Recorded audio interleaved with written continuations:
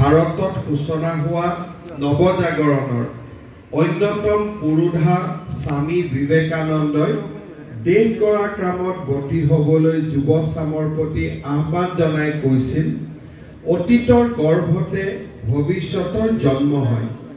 গতিকে যিমান দূৰলৈ পাৰে অতীতৰ ফালে চাওক, তাৰ পিছত আগলৈ চাওক আৰু প্ৰাচীন কালত যিমান দূৰ উচ্চতালৈ দেশে গৌৰৱ শিখৰ আৰোহণ কৰিছিল, তাতোকৈ উচ্চতাত দেশক উজ্জ্বলতাৰ মহত্বৰ আৰু বেছি, তেতিয়া সেই দেশখনক আমি দেশ বুলি ৰাজনীতি বিজ্ঞানৰ সংজ্ঞাৰে আমি কওঁ।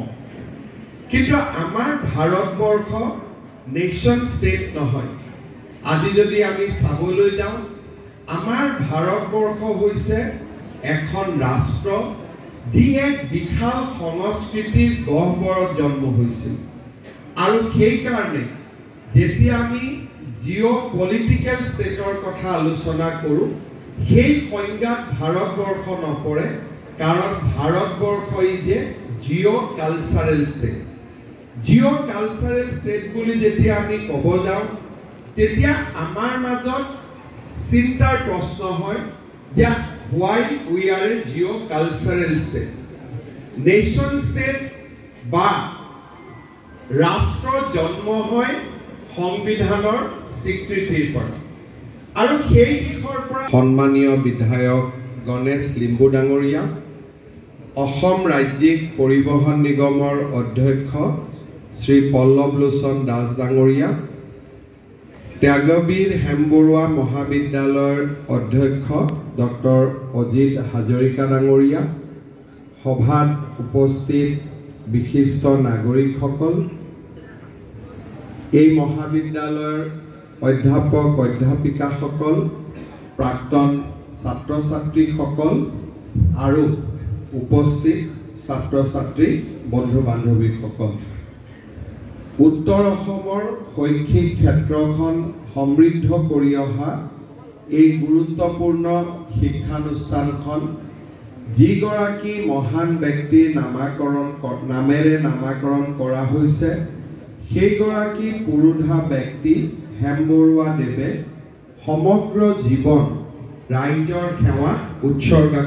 নতুনকৈ নিৰ্মাণ হ'বলগীয়া ইনডোৰ ষ্টেডিয়ামটোৰ আধাৰশিলা স্থাপন কৰিলে, ছাত্ৰী নিবাস এটাৰো কাম আৰম্ভ হৈছে। বিধায়ক পদ্ম হাজৰিকায়ো গোটেই কথাখিনি চোৱা চিতা কৰি আছে। অনাগত দিনত মহাবিদ্যালয়খন সুন্দৰ আৰু অতি গৰিমামণ্ডিত হৈ উজ্বলি উঠিব বুলি আশা কৰিছোঁ।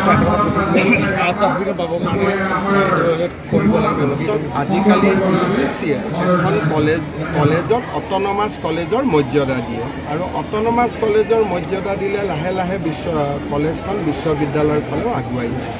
যোৱা পৰহি দিনাখনো গহপুৰৰ ছয়দুৱাৰ মহাবিদ্যালয়ে অট'নমাছ কলেজৰ মৰ্যাদা পাইছে।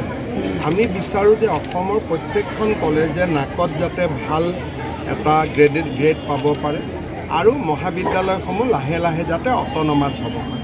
স্যাৰ গুৱাহাটীত ল্যাঙ্গুয়েজ ট্ৰেনিং সেন্টাৰ এটা আছে। আমি গুৱাহাটীত দুটাকৈ জাপানিজ লেংগুৱেজ চেণ্টাৰ আৰম্ভ কৰিম। তাৰ বিষয়ে আলাপ আলোচনা হৈ আছে। মে মাহত জাপানৰ পৰা এটা উচ্চস্তৰীয় প্ৰতিনিধি দল অসমলৈ অহাৰ সম্ভাৱনা আছে। আজি ভূপেন বৰা লখিমপুৰত এটা কথা কৈছে যে 60 কোটি টকাৰ কেলেংকাৰী হৈছে। ল'লে হ'ল তেওঁ গোটেইখিনি ঘৰত লৈ গ'লে হ'ল।